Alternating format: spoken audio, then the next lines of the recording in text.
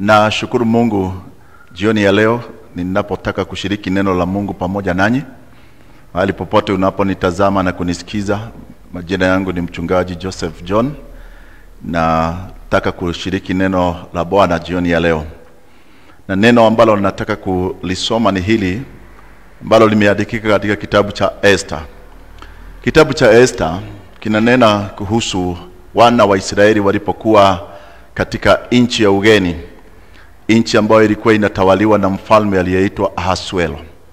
Na walipopelekwa katika nchi hiyo, tunawaona ya kwamba walikuwa katika hiyo nchi, katika nchi ya ugeni ya uhamisho, na kukatokea mashtaka wakati ambapo huyu malkia ambaye anaitwa Esther alipokuwa ameinuliwa na Mungu. Na wakati alipokuwa ameinuliwa na Mungu, maana Mungu ndiye huinua. Unaposoma katika kitabu cha Samueli wa kwanza sura yake ya 2, neno la Mungu linasema Mungu huwainua wanyonge kutoka mavumbini na anawaketisha kuweza kukaa pamoja na wakuu. Mungu ndiye ambaye anainua, Mungu ndiye anafanya watu waishi. Na neno la Mungu linasema kwa uwezo wa Mungu sisi zote tuko uhai. Na kwa hivyo walipokuwa katika nchi ile ya ugeni, wakati ambapo huyu malkia kwa jina lake Esther, tunamuona ya kwamba kuna mtu aliyewachukia hawa wanaoitwa Wayahudi, akawachukia hivyo bure, na akapeleka mashtaka, na mashtaka aliyoweza kuyapeleka kwa huyu mfalme ambaye anaitwa Ahasuero yaliweza kuwa hivi katika kitabu cha Esther sura yake ya 3 mstari wake wa 8. Mashtaka haya akayafikisha mbele ya mfalme, maana sisi kama watu wa Mungu, na mahali popote unaponitazama na kunisikiza, inabidi tuweze kuishi maisha ambayo ina tofauti na wengine. Maana neno la Mungu linaonyesha mashtaka haya ndiyo yaliyoweza kuwasilishwa mbele ya mfalme Ahasuero. Biblia inasema katika Esther 3 mstari wa 8, basi Hamani akamwambia mfalme Ahasuero, kuna taifa moja waliotawanyika na kukaa mahali katikati ya mataifa walioko katika majimbo yote ufalme wako.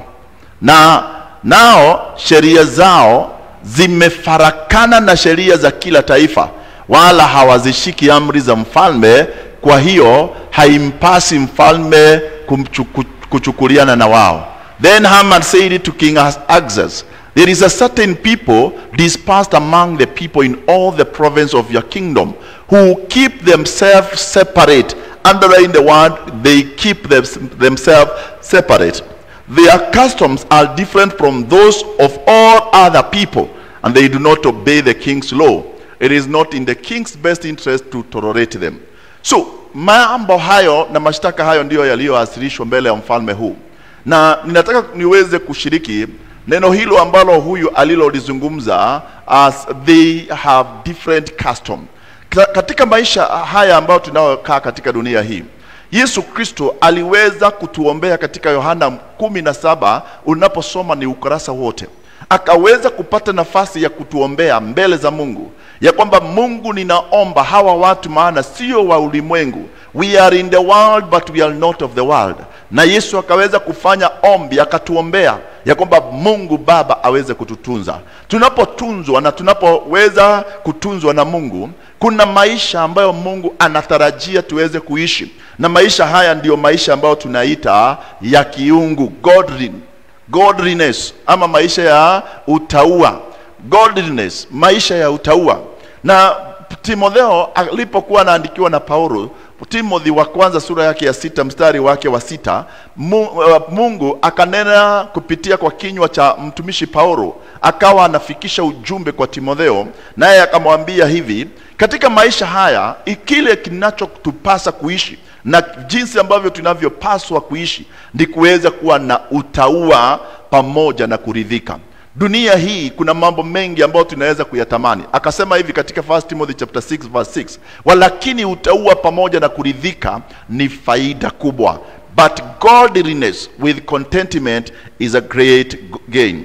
So godliness refers to a life lived in accordance with God's will. Godliness refers to a life lived in accordance with God's wills, characterized by righteousness, obedience, and a desire to praise God. utauwa ni kuweza kuishi maisha yanayolingana na mapenzi ya Mungu, ambayo hudhihirika kupitia kwa haki, kupitia kwa kumtii Mungu, na kupitia katika kudhihirisha mapenzi ama matamanio ya kuweza kumfurahisha Mungu. Nalo neno hili contentment, maana maneno mawili, godliness and contentment. Anaongea hapa maana contentment mean it is being satisfied with what one has, regardless of material possession or social status. Pole. Nataka kuongea kuhusu hili neno, maana ni jambo la maana kwetu, na ili tunaposhiriki neno hili tuweze kuangalia mambo ambayo ama tabia ambazo zinaambatana na watu wenye utauwa, godliness, the characteristic of a godly life, the characteristic of a godly life. Jambo la kwanza ambalo linaonyesha ya kwamba una utauwa, kama vile wale watu wanaoitwa Wayahudi walionekana. Maana maisha ya utauwa haistahili kufichika, ni maisha, na hiyo ndio ambao tunahitajika iwe lifestyle yetu. Mahali popote ulipo, sokoni, ukiwa shuleni, ukiwa kwenye matatu, ukiwa sokoni, ukiwa kwenye plot, mahali ambapo unapoishi, maisha ya utauwa inahitajika iweze kudhihirika katika maisha yako. Maana wokovu sio kitu cha kuficha. Wokovu ni kitu ambacho ni kama taa na nuru, kama taa hii ambayo tunanena na Mungu, naye upande huo mwingine anasikiza. Na Biblia inaonyesha kwamba tunapofanya kuomba, kuna Mungu mbinguni ambaye anasikia maombi. Daudi aliandika katika Zaburi 65 mstari wake wa pili, Psalm 65 and verse 2, ya kwamba wewe usikiae maombi, wote wenye mwili watakuja kwako. Ninakushauri kama utaishi maisha ya utauwa, kuweza kudhihirisha jambo ambalo tunasema ya kwamba utaweza kudhihirisha maombi katika jina la Yesu Kristo. Tabia ya pili ambayo ni ya mtu ambaye ana utauwa, tabia ya pili ni tabia ya imani. Biblia inasema ya kwamba hatuenendi kwa kuona, lakini tunaishi kwa imani.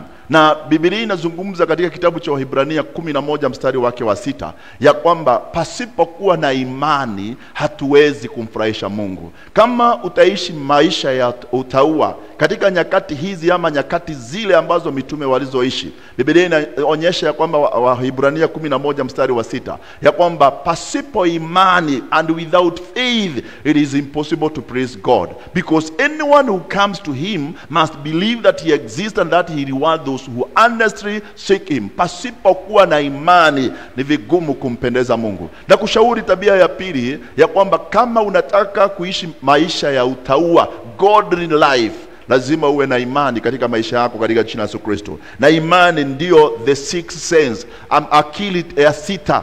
Maana mwanadamu wanasema ya kwamba we have 5 common sense. So faith is the sixth sense. It is the faith ndio ambayo inaweza kufanya transactions zote za mbinguni, transactions zote za kiroho lazima ziweze kuhusisha imani. Kama vile ambavyo tunavyonunua pesa na tunatransact na pesa, either ni dola ama ni shilingi ya Kenya, imani ndio ina transact business ya kingdom, ya ufalme katika jina la Yesu Kristo. Tabia ya tatu ambayo ni ya mtu mwenye utauwa, ni mtu ambaye anafanya kumeditate the word of God.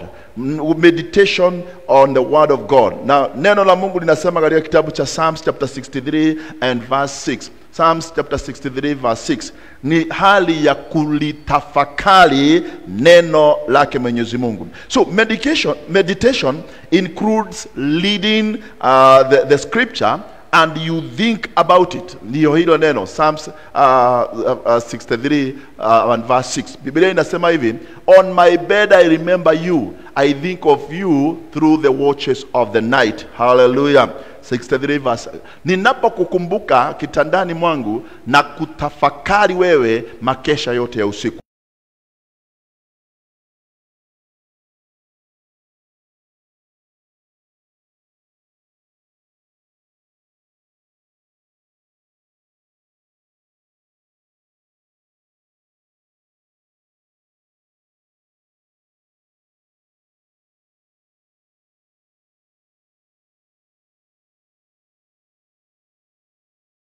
msamaha kutoka kwake Mwenyezi Mungu. Haijalishi umefanyiwa nini, haijalishi umetendewa nini, lakini Biblia inaonyesha ya kwamba tusiweza kuweka machungu na tusikose kusameheana, maana tulisamehewa nasi tunapaswa kusameheana. Biblia inasema hivi katika kitabu hiki ambacho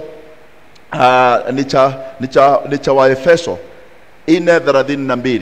Waefeso 4:32, Biblia inasema maneno haya ambao ni mazuri katika jina la Yesu Kristo, ya kwamba Waefeso 4:32, Ephesians chapter 4 and verse 32, be kind and compassionate to one another, forgiving each other just as in Christ God forgave you. Tena iweni wafadhili ninyi kwa ninyi, wenye huruma, kasameheana kama na Mungu katika Kristo alivyowasamehe ninyi. Msamaha wako ulipatikana ndani ya Kristo, naye Mungu akatusamehea kupitia ndani ya Kristo. Nawe inahitaji usamehe. Kama wewe ni mume, umekosewa na mke wako, msamehe. Kama wewe ni mke, umekosewa na mume wako, msamehe. Kama wewe nyinyi ni watoto, mmekosewa na wazazi, wasamehe. Kama nyinyi ni wazazi, mmekosewa na watoto, wasamehe. Kama wewe una rafiki yako ambaye amekukosea, msamehe. Kama nyinyi ni majirani, mmekosana, msameheaneni. Kama wewe ni mfanyikazi na mdosi wako amekukosea, msamehe. Kama wewe ni mdosi na mfanyikazi wako amekukosea, msamehe. Yaani kusameheana isiweze kuwa na condition. We should forgive without any condition. Mnawajua kuna watu wanasema ya kwamba nitakusamehe lakini sitawahi kusahau. Biblia inaonyesha Mungu anapotusamehe, yeye hakuna wakati anakumbuka makosa hayo. Kwanza Biblia inasema katika kitabu cha Isaia ya kwamba anachukua dhambi hizo alafu anazitupa baharini, mahali ambapo ni mahali pa kusahaulika. Kitu chochote kimerushwa baharini, you cannot trace whatever has been thrown into the sea or into the ocean. Na hivyo ndivyo Mungu anavyosema katika maisha yetu, kama tutaishi maisha ya utaua. Maana Biblia inasema ya kwamba utaua na kutoshereka, hiyo ni utajiri mkubwa katika jina la Yesu. Hiyo ndilo neno ambalo ningehitaji uweze kulichaua, maana ninaliita the word bite. Ni neno ambalo ungekaa nalo litakusaidia uweze kujua tabia za mtu ambaye ni mtu ambaye ako na utaua. Mungu akubariki na akutende mema, akusaidie kuelewa ya kwamba mambo ama maisha ya utaua si rahisi, lakini inawezekana. Si rahisi, lakini inawezekana. Godly life is not simple. It is not easy. There is what we call a price tag. Kuna gharama ya kulipia, na hiyo gharama inawezekana ukiweza kuamua, na utaweza kusema ya kwamba hakika niko tayari kumfuata Mungu, kumpenda Mungu, kumtumikia Mungu katika maisha haya katika jina la Yesu. Mungu akubariki, akusaidie kuishi maisha ya utaua mpaka iweze kuonekana kama vile ambavyo tumesoma katika kitabu cha Esther 3 mstari wake wa 8. There is a certain people. There is then Haman said to King Axas, there is a certain people dispersed and scattered among the people in all the province of your kingdom, whose customs are different from those of all other people and all who obey the king. Lazima tabia yako ionyeshane wewe hakika wewe you are a citizen of heaven. You know, as believer, we normally got two citizenship. We are the citizens of heaven, and also we are the citizens of Kenya. Sisi tunakuwa na dual citizenship, tuna uraia mara mbili. Sisi ni raia wa Kenya, na kuwa raia wa Kenya ni kusema tutii sheria za nchi hii, tuweze kuwa raia wema wanaozingatia sheria za nchi, tuweze kufanya mambo yote ambayo serikali inahitaji yafanywa, na kuweza kuepushana na mambo mabaya ambayo tunaweza kujikuta tuko katika hatarini kwa kukosa kutii sheria kama raia. Lakini pia kumbuka, wewe ni raia wa mbinguni kama wewe ni mwaminio. Mungu akubariki, neema yake ikutoshe katika jina la Yesu Kristo. Mungu nakushukuru kwa sababu ya watazamaji na wasikizaji. Bwana ukawatende mema, neema yako ikawafadhili. Wainue asubuhi saa 6 na hata jioni, hata usiku wa leo, hata siku ya kesho, hata mwezi huu na mwaka huu. Tusaidie kuishi maisha ya utaua, na ili uonekane ndani yetu, usikike kwetu katika